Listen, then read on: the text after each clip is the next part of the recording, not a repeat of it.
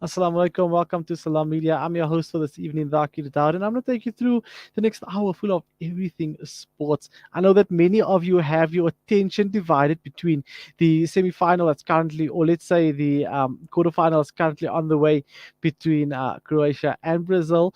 What's your thoughts on that game? Who do you think is going to win? It's down to the business end of the tournament. Well, looking at things, it's going to be an interesting night of all things football. First up, we're joined by Sebastian Meso, who's going to tell us what his thoughts on the World Cup are thus far and what else we can expect in the coming days. Who does he think is going to be the Golden Boot winner, and who does he think is going home with this World Cup title? Good evening, Sebastian, and I think without any further ado, how's the World Cup been for you thus far, and has it lived up to its expectations? Well, good evening, Takir, and good evening also to your listeners at Salam Media. Well, thank you so much for having me. Well, for me, I would say that it has been a World Cup of, much expectation in terms of other nations that we have seen so far. But having said that, I mean, we've seen a lot of players, new ones, rather. Coming out through and showing what they're really made of. I mean, in terms of this particular event, because I mean, for instance, when you look at Qatar, for instance, I mean, they've broken record of becoming the first host to really bow out. Of the competition after Bafana Bafana, in that manner that they did. But I mean, we didn't expect much from them. I mean, considering the fact that the group that they were in, it was much tougher. But nonetheless, we're hoping that we see a lot of great comes back from other nations. But one player that has really caught my eye so far, it is none other than Cody Gakpo rather, from Netherlands, who has been very tremendous, in his skill and his game so far. And I think is one player that to look forward for. And of course, the Kylian Mbappe factor in this French national team, who has, I think, for me, he has done tremendously very well. I mean, at his age, 23 so far, scoring 5 goals. But even though we know that there were a lot of hype. In the Portuguese national team with Cristiano Ronaldo coming into this World Cup, with a lot of talks around him.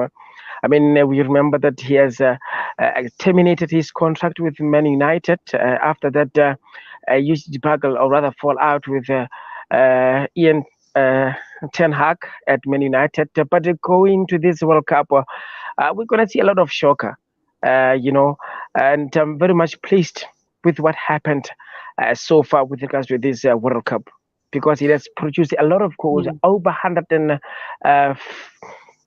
30 goals have been scored so far, which is great. And currently, Brazil are playing against Croatia in the first What's your quarterfinal thoughts on of that the one? I World. just want to get in there, Sebastian, and check. What's your thoughts on that game? Do you think that Brazil has what it takes to actually go on and beat Croatia and possibly go on and win the competition? Look, on paper, Brazil are much far superior than most of the countries that are competing right now, currently in the tournament. But we saw that in the playoff field, pound for pound, Croatia have been tremendously well, doing well so far. I mean, I've seen how Luka Modric has turned this debacle into, one would not thought that it would be. I mean, in terms of how we've seen them carrying themselves going to this much anticipated fixtures. But on the other hand, we know that Brazil went to this game only losing 2 games out of 33 matches that they played so far. And we expected Brazil to really win in this one, because, the stats as well as the history favors Brazil. I remember that in June. Last World Cup in 20, in the first World Cup in 2014, they won 3 goals to 1 against Croatia, and then again in friendly on the 3rd of June, they won also by 2 goals to nil, which shows that head-to-head Brazil win three, and with Croatia not winning any single match. So, according to me, we expect Brazil to win this particular match, and we'll see how far it goes because currently it went to extra time, and I'm sure. You'll agree with me and also the listeners there at Salah Media that indeed Croatia are really proud, should be proud of themselves so far because they Mm. took Brazil into the extra time. I mean, what nation would do that? Yeah, no, definitely, and I mean it's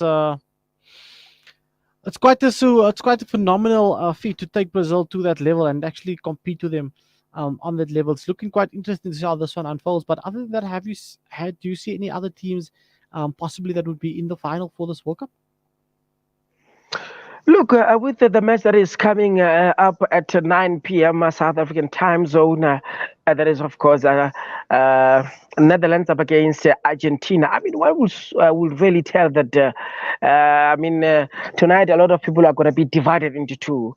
Hence why I'm saying this because Netherlands, they've really captured the heart of many fans who really follow football around the world because. I mean, we know in every World Cup, there is always a new player, born. A newborn player rather in every World Cup. I mean, I spoke about Cody Gakpo, a 22-year-old who has been tremendous, for Netherlands, and there's really a lot of speculation as to where he's going to be playing his football, next season because there are a lot of talks that he might join.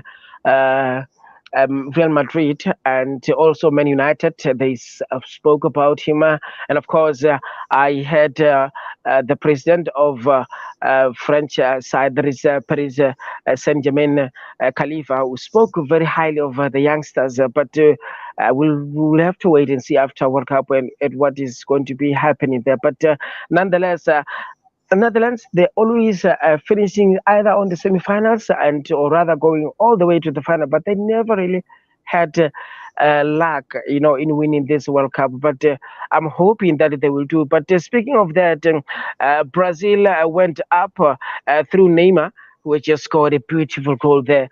They're leading Croatia by a goal to nil in the extra time. But coming back, of course, all eyes will be looking at that is the little magician Leo Messi, who is going to be playing tonight against the Netherlands. One will see how and Argentina will go far in this tournament because we expect Neymar to carry Argentina, hopefully into the semifinals because I mean when you look at Argentina's side, they really have a great players. I mean Alvarez there up front. I mean I've seen him very much aggressive. I mean, playing as a number 10 and really playing with Messi closer. I mean, surely would expect him to really uh, do very well in this tournament. But that is the match that we will wait to see at 9 p.m. Well, it's going to be interesting. Definitely looking forward to it. Jam-packed action all the way through now to see how things unfold in this football World Cup. Golden Boot winner, if you had to put your money on it, who do you think it could be? Look, it's very early to decide. Remember in the uh, I mean, in the last 16, where we saw a young striker by the name of Ramos from Portugal who's got a hat trick. Who would have thought? I mean, benching CR7 and at the same time scoring a hat trick. Now he's sitting on 3 goals with Gakpo, and of course with Mbappe on 5 goals. And of course, Olivier Giroud is one player who should never really count out for because at any given thing, he will always give you a goal or two. But having said that, I think so far Mbappe has it, but let's look at these quarterfinals and we'll have a more clear picture as to where this golden boot is going because Ramos, I think, he's got a couple of goals in him to score. Whether he will start ahead of CR7 tomorrow. That is much to be seen because I mean, we know CR7 has to shine in this particular World Cup because it might be his last World Cup. And of course, we know that he has carried Portugal throughout this previous World Cup, even though that he has been getting some backlash from a Mm, whole lot of people, around the world. But if you look at him and where he came from with this Portugal team, I mean, you will agree with me that he has been carrying Portugal through his shoulders, and only now that he has been aging, people start to doubt him. You could never doubt such a amazing player. I mean, he's bring a lot of things into this Portugal national team, and I can tell you this much that. Most people who are watching Portugal, they don't watch them simply because they are doing great. They're watching them mm. simply because of CR7, and that is the whole point. Well, you never know. You're gonna have to wait and see. They definitely show instance of greatness, and they could possibly take this all the way through the tournament to the later stages when it does come down to the knockout stages where they are in next. So we're gonna have to see how that one unfolds, Sebastian. But you know what? It's been a pleasure for you. And I mean, just looking at the World Cup this far, are you surprised by any teams being knocked out in the group stages? Well, we expected teams like, or rather nations like Germany to do better. I think judging by how they've been carried themselves so far in this, particularly in this World Cup. I mean, the last World Cup they didn't do well. Even this World Cup, but they've done really poor.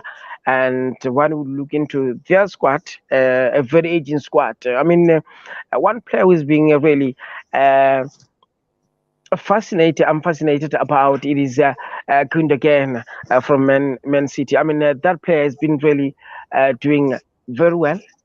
And I was surprised when I look at the German national team. At some point, the way striking with Thomas Mm, Muller, we know very well that Thomas Muller is never was and is never a really striker. Will play very well coming from deep, collecting those balls and sneaking in those dangerous area. But when you play him as a high number nine, you in any way try to frustrate him because he doesn't score goals that much when you play him uh, as a striker because he's not a striker. He's a midfielder.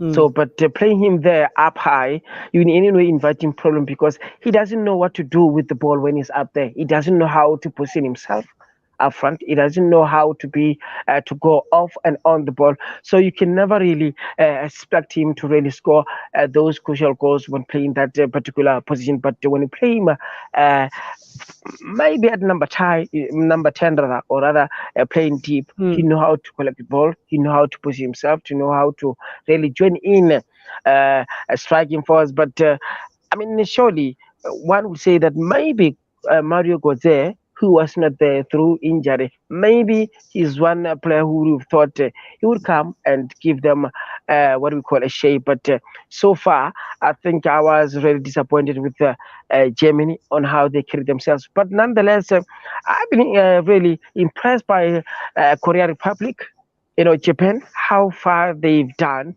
in this mm. competition. I mean, they really bow out of the competition with their pride, on their shoulders because they've really done very well. I mean, knocking out Spain, it's not really a child's play, you know.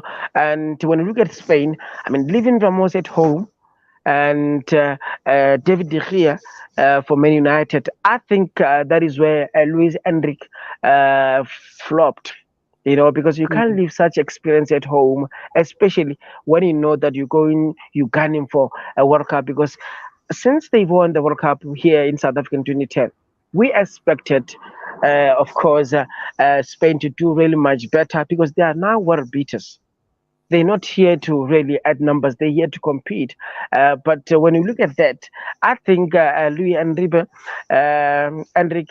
has Mm. really flopped in choosing his 26-man squad Yeah. going to that in this World Cup.